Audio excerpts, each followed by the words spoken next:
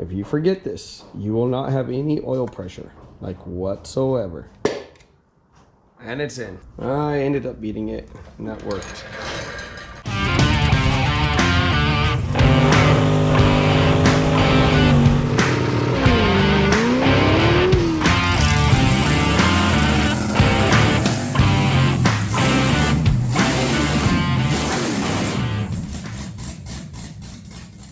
Welcome back to the channel. We are continuing onward with this engine. Kind of skipped some steps. You know, last time you saw, this wasn't in here, or the bolts were just sitting here. I did plastic gauge the entire motor, and there's plenty of videos showing you how to do that. You take a little piece of plastic gauge, you stuck it in there. I did that on camera. I torqued them. I did not torque them to the correct specs. I will admit that. I torqued them to roughly the correct specs because I don't have a dial gauge for angle. And I also have ARP main bolts coming. So these are only torqued to 40 pounds just so I can continue assembling the motor. And then I'm gonna come back through and I'm gonna swap all these out with ARP and finalize the torquing. I did set the thrusts. The thrust is beating the shit out of the crank with a hammer like this, not a metal hammer. You pound the crank this way, you pound the crank that way. It's important to have these bolts only slightly tight, not cranked down, otherwise you won't ever be able to set it. But you pound it back and forth to make sure that the bearing is set correctly right there, and you crank it back down and your thrust is set. So that is all good. I do have the first connecting rod in, and it is not tight, and I'm not going to tighten it because, like I said, I gotta go through and take all of these off and redo them anyways. For clearances, the clearance is all on the larger end, which is not exactly what I wanted, but it's all right around 2000s. Maybe a hair over 2.1.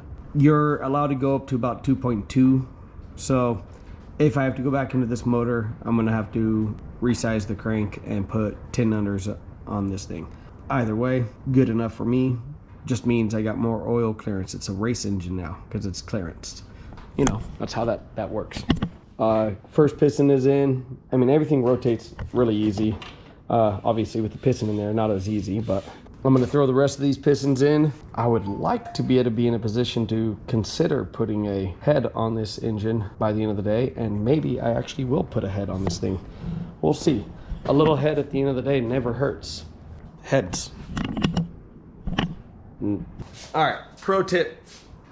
Connecting rod where the journal is. You want the crank all the way down to get that as far away from your fuck-ups as possible. So now we're going to get this lined up in here. Slide it down. I don't have anything that tight, but I like to see how tight I can get it. There's 3 clicks. Give it a couple of taps to try to get everything all centered up. And now we're going to put another click on it if we can. There's that last click. And now, with hopes and dreams, we get that dot lined up where we need it. Dot always faces forward. Everything seems lined up. You kind of get it in the groove of the piston, and you hold it and you kind of give it some good old love taps. And it's in. Now what I like to do, people might disagree, I don't care. I like to push it down a little bit further, and then I don't want it to hit the crank.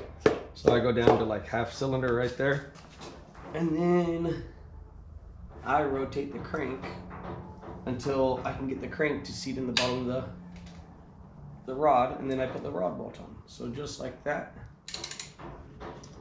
everything's lined up. I know you can't see this, maybe I'll show you on the next one. But just like that. And that's it. Make sure that you have some play. And now I got 2 pistons. Woo! As you see, we got all the pistons in. We're gonna install this. It's a metal dumbbell. Goes right into that hole right there. And it's to block off the oil the way it flows through the block in this spot right here. These come as plastic. When I lost oil pressure the second time, I was worried I broke one. But this is one of those things that if you forget this, you will not have any oil pressure, like whatsoever. You will be having a very bad day. Just like that, it's installed. Unlike 350 Chevy cams, these LS cams are actually hollow. And that makes it nice because you can stick a screwdriver into the end of it to help you line it up. On a 350 Chevy, you either buy a cam install tool, which fuck that, or you just go out and manhandle the 3 bolts off the end and call it close enough. That's usually the go-to technique for me.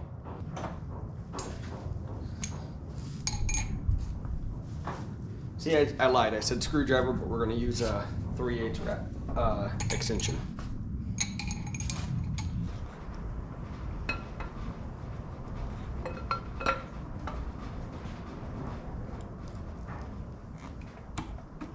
Oh, just needed to push it a little bit, I guess. Much better.